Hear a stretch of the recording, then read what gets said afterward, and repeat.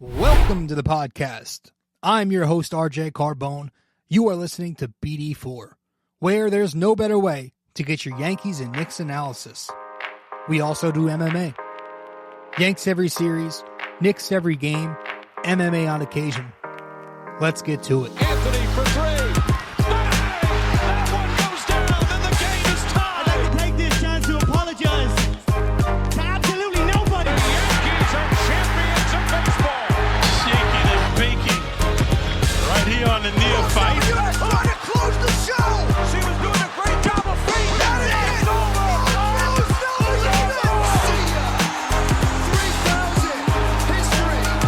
Coming up, so Katie, don't you regret not coming to the Knicks? Don't you regret not coming to the Knicks?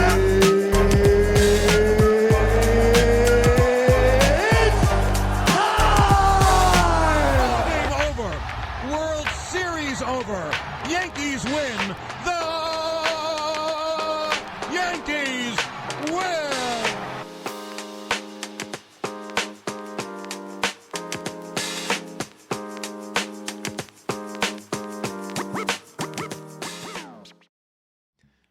All right. Well, welcome to episode 740 of the podcast. I'm your host, RJ Carbone. We are getting right into this episode. Now, it's a couple days after the Knicks took a loss to the Hawks. It is Friday, November 8th, the morning of, as I record this. So, good morning. I am having my coffee.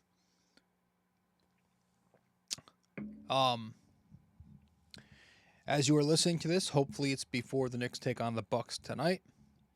I just want to get this episode out. It was a rough one. Again, I'm not, man, I don't want to say that I'm panicking, right?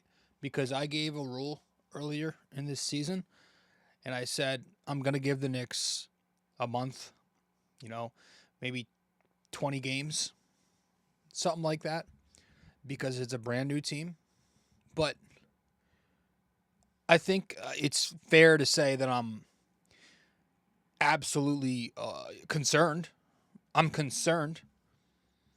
There's a difference in that. I feel like panicking is like going full on pessimistic, where just being concerned is you got some questions that you didn't want to have. And that's where I am with this team right now. I'm a little bit concerned. I'm 100% concerned. All right. I just, they're 3-4 to start the season. They haven't had the most difficult schedule. Brunson doesn't look amazing, which I think that will be fixed. But the defense looks very bad. Crunch time execution has been really bad of late. They don't have that same identity this year with the rebounding and the second chance opportunities created.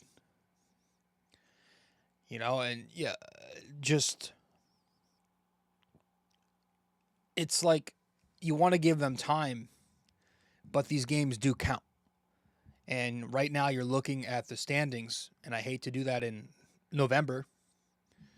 But again, these games, whether it's game 7, 8, or game 82, they all count in terms of points towards the standings. And right now you look up, and Boston is off to a red-hot start. And Cleveland, I believe they're still undefeated. So it's them two on fire, and everybody else is playing for third place right now. And I'm not, again, I mentioned this earlier in the season. Like, I think this Knicks team is going to be more of a playoff team than a regular season team. They're probably going to be some inconsistencies, even when they do find it. But I I want them to win as many games as possible. I'm on board with getting a high seed. Obviously, when you get to the specifics at the end, you want certain matchups that you prefer, blah, blah, blah. But right now, the Knicks are not playing good basketball. Right now, they're not a good team. They have to figure that out, right? And for a second night in a row last night, or on Wednesday night, whenever that was. Yeah, the game was Wednesday. For his second night in a row, the Knicks get off to this incredibly slow start.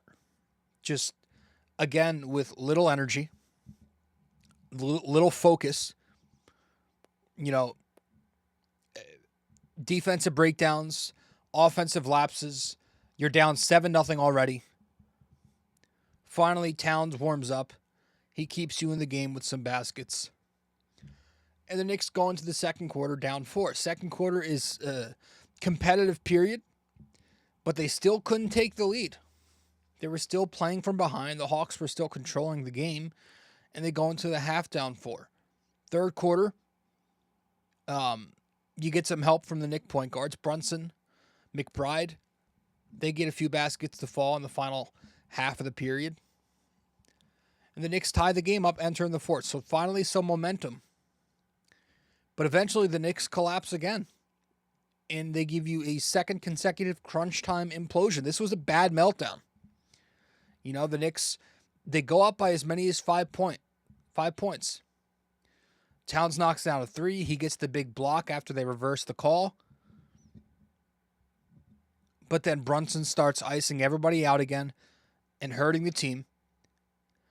And Atlanta goes on this, I think it was a 16-6 run to close out the game. And so the Knicks lose 121-116 in Atlanta to the Hawks. It was disturbing to watch all that take place. It was a little disgusting. And I know that there are some excuses. It's early. The bench is thin. You got the starters logging a lot of minutes right now, right? They're running heavy with this 2.5-man bench unit. And by the way, Kolek as the half man, he looks good offensively. He made some more threes. But he didn't look great defensively. Getting beat on a back cut, pulled right after that. He fouled a 3-point shooter earlier in the game.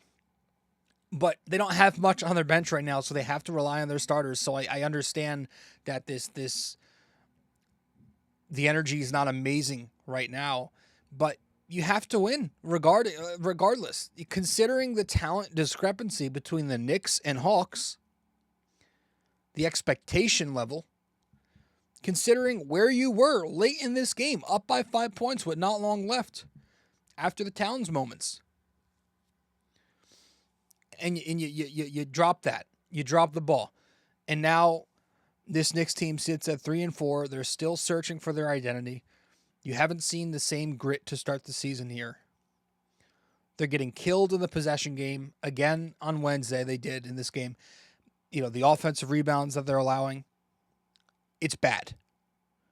The turnovers that they've committed to allow extra possessions and then to allow the points in the paint off the second chance rebounds, the kickouts off the rebounds, they're not getting that same grit that they got last year. And this is going to be a different team. It might not be that to a T like it was last year. It's going to be more offensive minded, spread 5 offense, but that starts with Brunson. That starts and ends with Brunson. It always, just like the Yankees in the postseason, right? Your best player is not going to be performing at his peak. Nothing else is going to matter until then. And Jalen Brunson hasn't performed up to his expectation to start the season here. He needs to trust his teammates a little bit more late in these games, because the quality of shots that he's getting up, again, it's not about the quantity. I don't care if he's going to take 25 plus. I'm looking at the quality of the shots, and it's just poor decisions. It's the isolations on Okongwu and Capella in the second half. 2 guys with wingspans longer than anybody you're going to see. Why? There were a couple times where he left OG Anunoby and Karl Anthony Towns wide open for a 3. He didn't even, I don't even want to say he looked them off. He didn't even look at them. There was a possession in the second half. He comes off an empty side pick and roll. Towns is wide open. Hart's telling him to hit him, and he leaves him. And I forced a bad shot or pass. It's the mismatch hunting that's killing him, right? On those Brunson Towns pick and rolls, it's always Brunson attacking the big off the switch. It's never Brunson dumping the ball down to Towns on the low post against the small. How about I would like shake it up. How about an inverted pick and roll to get Brunson freed up or to get Towns a straight line drive? They're still trying to find that balance. And because the Knicks, they're getting what they want, but they're not executing because Brunson's just forcing it because he's so dead set on matchup hunting. Like the unnecessary matchup hunting. We talked about that against Houston.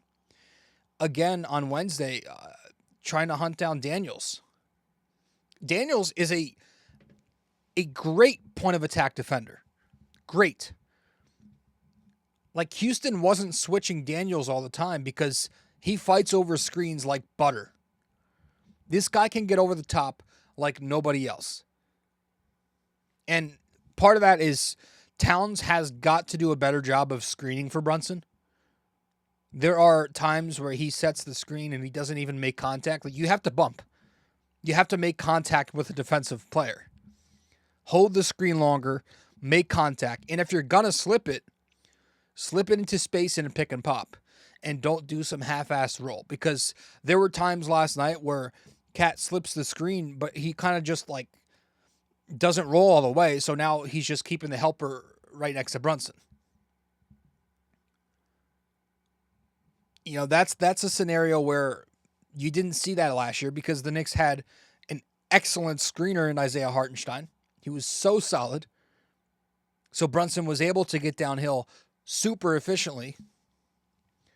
And Jericho Sims, for as much shit as he's taken this year, he's done a nice job screening.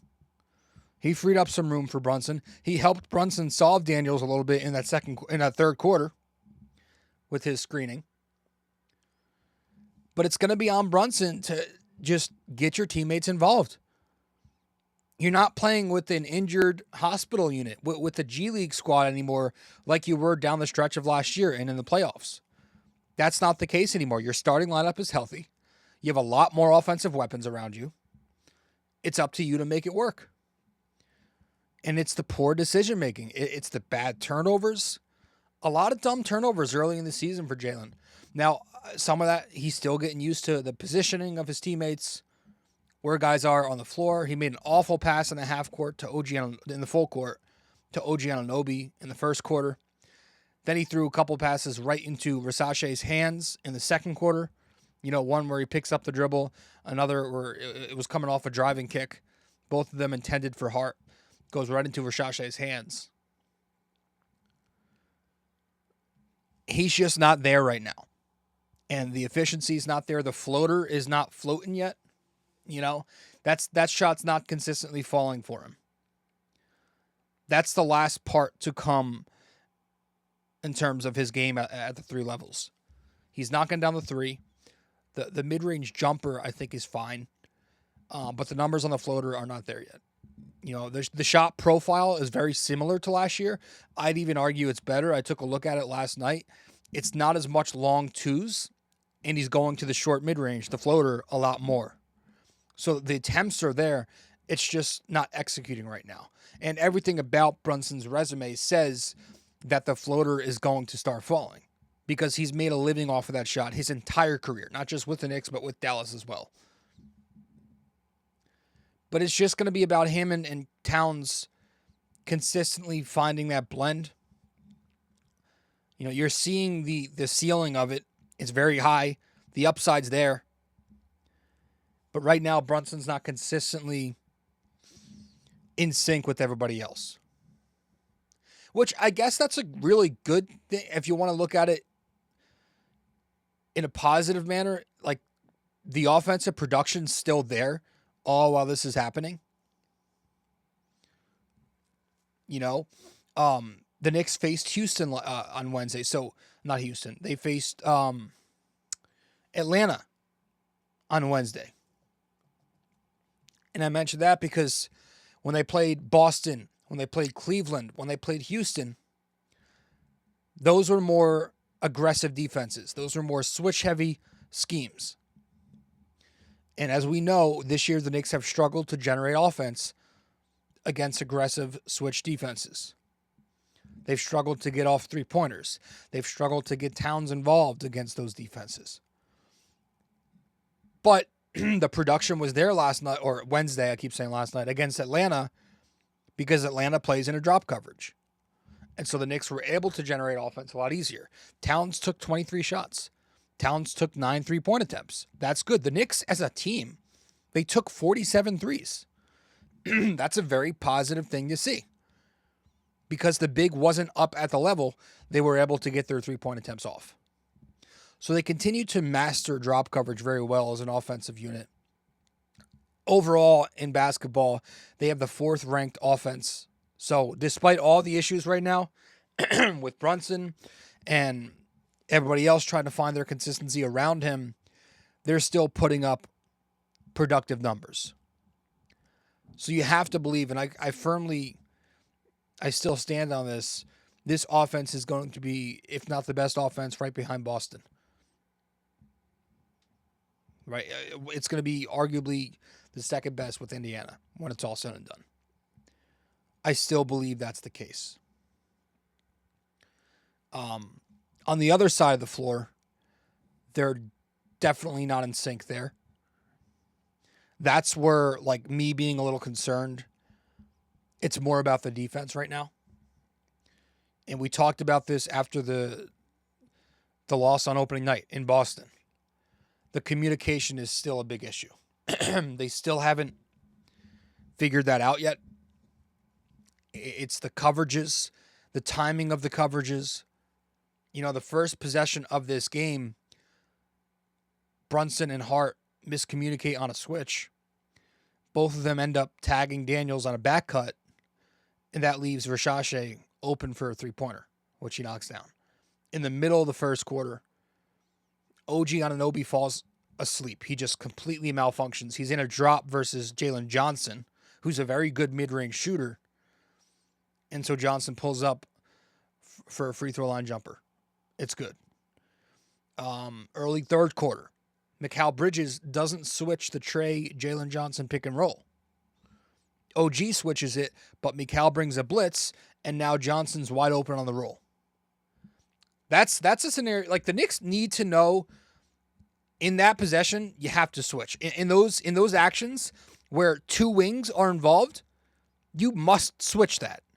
That's when you switch, because on this roster with this personnel, you're not going to switch many pick and rolls with Brunson, and you're not going to switch pick and rolls with Cat because that's a nightmare matchup on a small, and Tibbs likes his big in a drop anyway.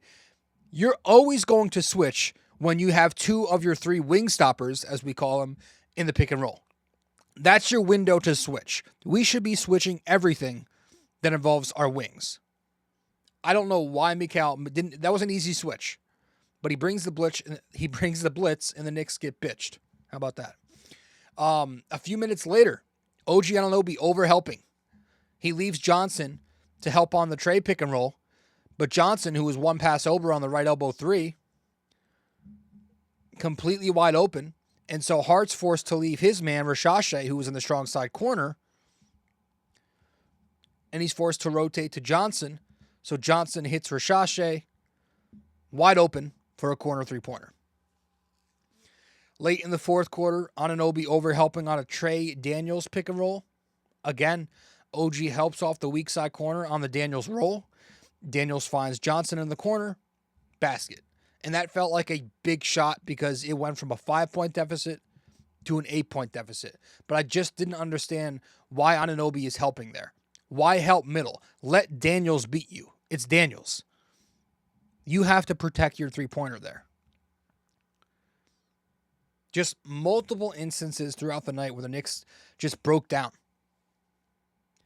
The Rashashe, I think it was in the first quarter, it was maybe the second three-pointer that he knocked down. Another instance of the Knicks over-helping. Where this time, Josh Hart leaves the weak side corner, which that's Rashashe, and he's just waiting in the dunker spot to help off the Trey Capella side pick and roll. But Trey ends up swinging the ball weak side to hit Rashashe for the corner three. And Hart's nowhere to be seen. He closes out too late. Doesn't recover. Mikal Bridges getting beat on a back cut early in the game. He had a rough night. There were a few scenarios where the Knicks left. There were a few times where the Knicks would let Brunson switch onto Trey in one-on-one, and then a few other scenarios where they brought help. And I feel like that threw the Knicks off on some possessions. Pick one. It ended up hurting them late. I think there was about a minute and 30 seconds left. The Knicks were up 2 points. Tibbs calls Josh Hart to bring weak side help on Trae Young. So Hart comes over to help on Young with Brunson. And Mikal has to leave Versace to rotate to Daniels because Hart's helping. So Daniels, who's one pass over, ends up getting the ball. Versace flashes to the nail, catches the ball. Daniels hits him, floater ties the game. So it's just, there's so much lack of chemistry right now. You know, Mikal Bridges getting beat consistently at the point of attack. That's been an issue all year. He's supposed to be your nails point of attack defensive wing. That's where it starts. Trey was getting by him consistently. And Atlanta is a tough cover. You want to say, I get that. Those Trey pick and rolls are really hard to defend.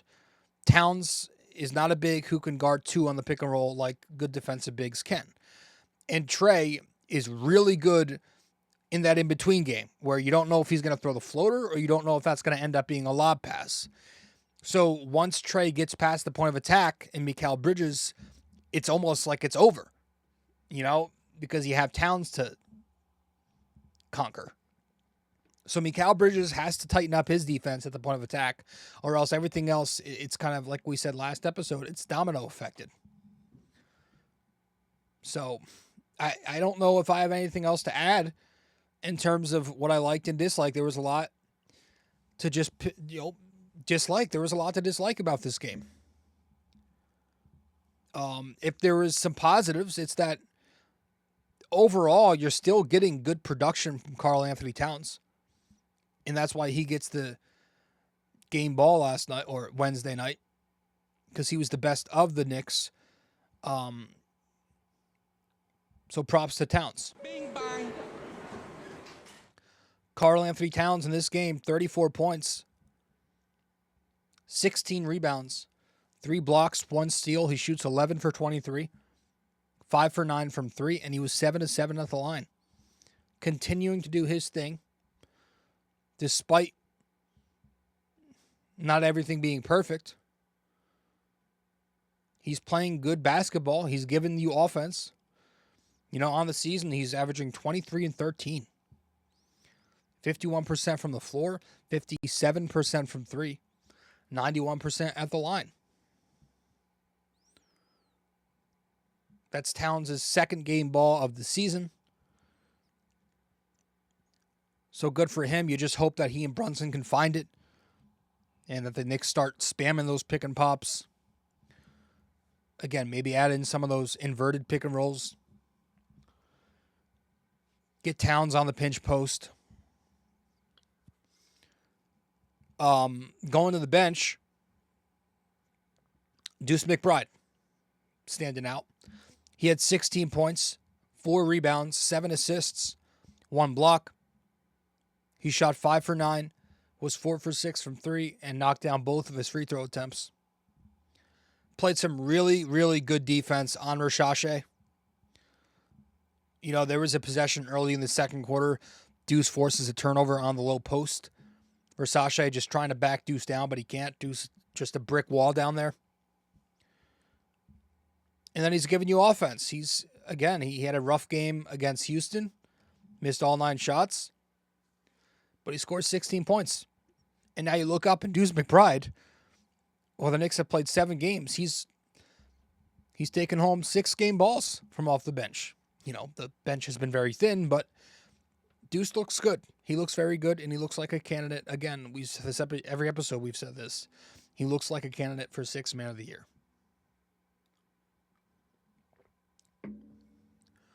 But now, we get to tonight, and tonight, At 7:30, the New York Knicks will be facing the Milwaukee Bucks at the Garden. They're back home, but I know Milwaukee is off to a slow start. I don't care. That's a great team right there. They just blew Utah out of the water in the second half of last night's game. Out of the water. They just decimated them. So they have to face the Bucks, and then after they face the Bucks, they travel to Indiana. And that'll be the last game before the Participation Cup begins, group play at least. And then they're back home for a while after that. Tuesday, they play Philly with Embiid back from his suspension. So they have to be careful. They have to be very careful with their schedule coming up. That's why these last two games that the Knicks couldn't take care of against inferior opponents were very important. Because now they have to face a talented Milwaukee team when you're coming off two losses. Then Indiana, that's never an easy place to play. And then you have to play Philly with a healthy, with a returning Embiid.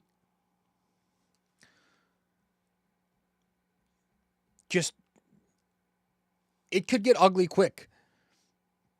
You don't want that to be the case, but I'm here to shoot it straight, man. You know, I'm not going to sugarcoat it. Again, I'm not panicking. I'm giving them 20 games, but I am a little bit concerned. I am concerned. So we'll see what happens. Let's head to our break. When we get back, we're going to wrap this thing up with our trivia, and that will be that. So stay with us.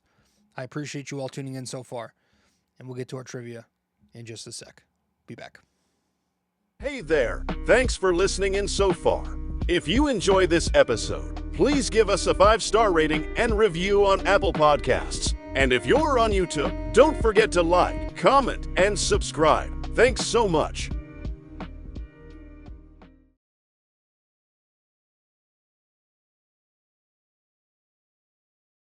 You can follow us on social media as well. On Instagram, we're at BD4Pod and at Rob J. Carbone. On X, we're at BD4Pod and at RJCBD4. And on Facebook, we're BD4.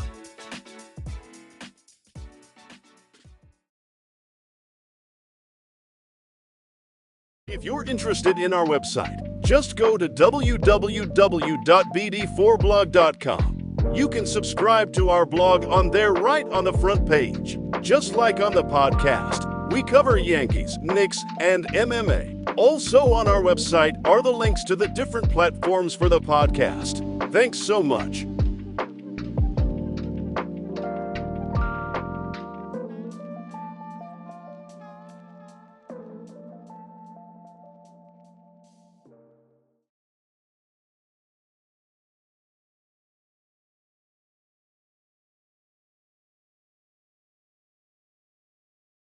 Studio 69 Productions is a podcast production agency created by Leo Rodriguez to allow content creators to market their podcast.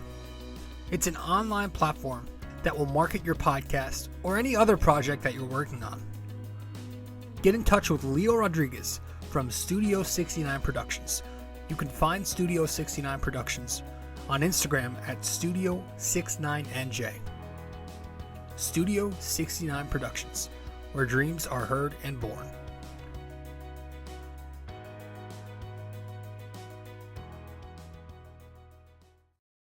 Thanks for listening to BD4, where there is no better way to get your Yankees and Knicks analysis. We also do MMA, Yanks every series, Knicks every game, and MMA on occasion.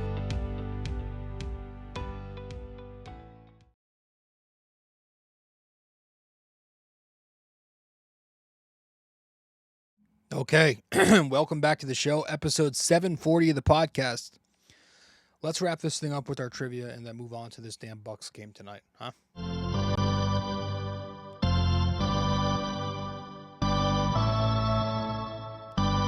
Okay, so for this episode, our question of the day. How many active NBA head coaches once played for the Knicks? Now, this was a question that was on the MSG telecast. It was part of their trivia. I stole this from them. It was a couple games ago. So, how many active NBA head coaches once played for the Knicks? So, let me know the answer wherever you can reach me. That's it. Episode 740 of the podcast is in the books. Thank you for tuning in to BD4. I appreciate it all. And I will see you all in the next show. Later.